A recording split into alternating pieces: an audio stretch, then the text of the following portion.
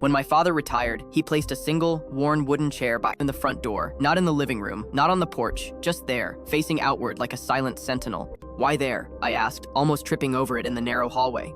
"So I can watch people leave," he said, his voice calm and certain, "and still wave them home. It's the last thing they see when they go, and the first thing when they come back."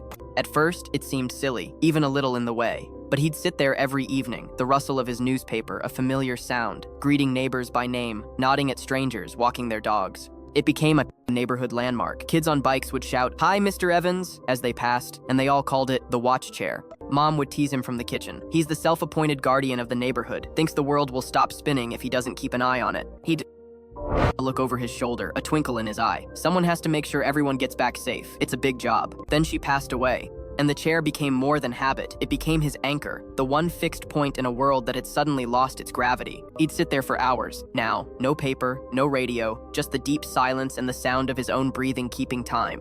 Sometimes I'd catch him talking softly to the empty space beside him. She'd tell me I'm sitting crooked again. Always knew how to straighten me out. I moved away for work, but whenever I visited, and he'd be there. Same spot, same slow, deliberate wave as I pulled into the drive. Once, feeling guilty for his vigil, I told him, "You don't have to wait up for me. I have a key, you know. He smiled, a patient, knowing look on his face. "Keys open doors, son. They don't wave. A wave says, I've been waiting for you." It's different. Years later, our weekly calls slowed to murmurs, and then one night, a neighbor phoned, his voice tight with concern Dad hadn't come out to his chair. It was a still, moonless night, and the silence from his house was louder than any sound. I drove home, through the dark, my heart hammering a frantic rhythm against my ribs. When I got there, the chair was empty, but his old, faded fishing hat was still hanging on the backrest. On the woven seat sat a single white envelope with my name written across it. Inside was a note, the words written in his careful, looping script, the pen pressed deep into the paper.